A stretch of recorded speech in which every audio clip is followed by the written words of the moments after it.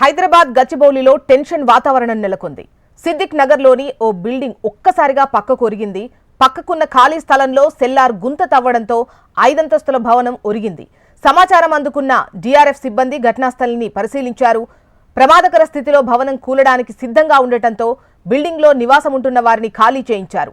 పక్కకొరిగిన భవనాన్ని కూల్చేందుకు ఏర్పాట్లు చేస్తున్నారు. మరోవైపు ఎప్పుడు ఎలాంటి ప్రమాదం జరుగుతుందో అని తీవ్ర భయాందోళనకు గురవుతున్నారు స్థానికులు.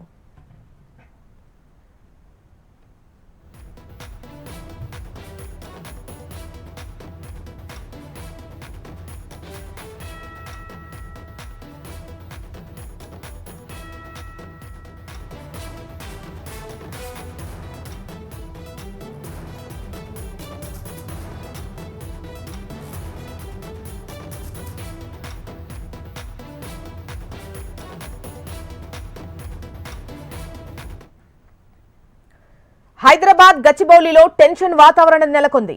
సిద్దిక్ నగర్లోని ఓ బిల్డింగ్ ఒక్కసారిగా పక్కకొరిగింది. పక్కనున్న ఖాళీ స్థలంలో సెల్లార్ గుంత తవ్వడంతో 5 అంతస్తుల భవనం ఒరిగింది. సమాచారం అందుకున్న డిఆర్ఎఫ్ సిబ్బంది ఘటనా స్థలాన్ని పరిశీలించారు. ప్రమాదకర స్థితిలో ఉన్న భవనం కూలడానికి సిద్ధంగా ఉండటంతో బిల్డింగ్లో నివాసం ఉంటున్న వారిని ఖాళీ చేయించారు.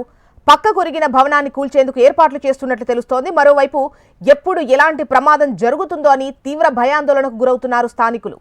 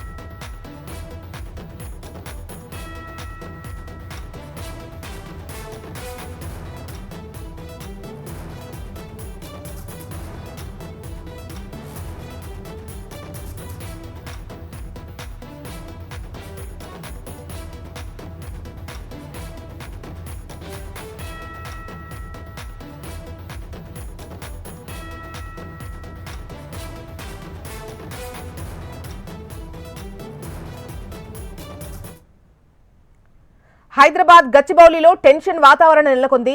సిద్దిక్ నగర్లోని ఓ బిల్డింగ్ ఒక్కసారిగా పక్కకొరిగింది. మీరు హెచ్ఎంటీవీ స్క్రీన్ పై ఆ ఒరిగినటువంటి బిల్డింగ్ ను చూస్తున్నారు. దీనికి సంబంధించి వివరాలు అందించేందుకు ఆర్కే సిద్ధంగా ఉన్నారు. ఆర్కే, చెప్పండి, అధికారులు ఆ భవనాన్ని కూలుద్దామని అనుకుంటున్నట్టుగా తెలుస్తోంది. అక్కడ సిచ్యువేషన్ ఎలా ఉంది? దీనికి సంబంధించి డీటెయిల్స్ ఏంటి?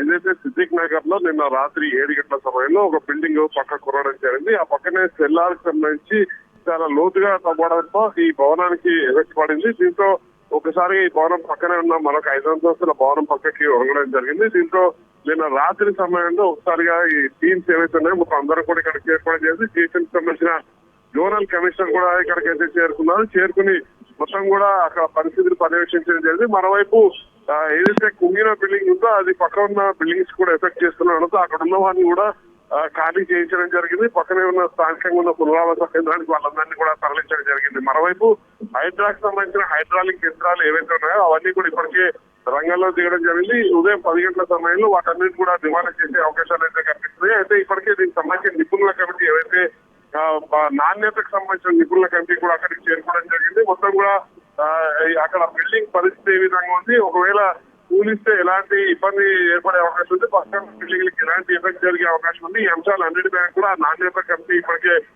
నివేదికను కూడా సిద్ధం చేసుకుంటుంది. ఆ సిద్ధం చేసిన తర్వాత వాళ్ళు ఇచ్చిన రిపోర్ట్ ని బేస్ చేసుకుని అక్కడ ఏ భవనాన్ని కూల్చివేయాల్సి ఉంటుంది, ఎంత సమయం తీసుకునే అవకాశం ఉంటుంది, ఈ వివరాలన్నింటినీ కూడా కొంత సమయంలో క్లారిటీ వచ్చే అవకాశం ఉంటుంది. మరోవైపు ఎవరైతే ఈ సెల్లార్లు తవ్వడం జరుగుతుందో లక్ష్మణ్ అనే వ్యక్తి, ఆ సర్పంచ్ ఇప్పటికే కూడా కేసును కూడా నమోదు. రైట్ రామకృష్ణ.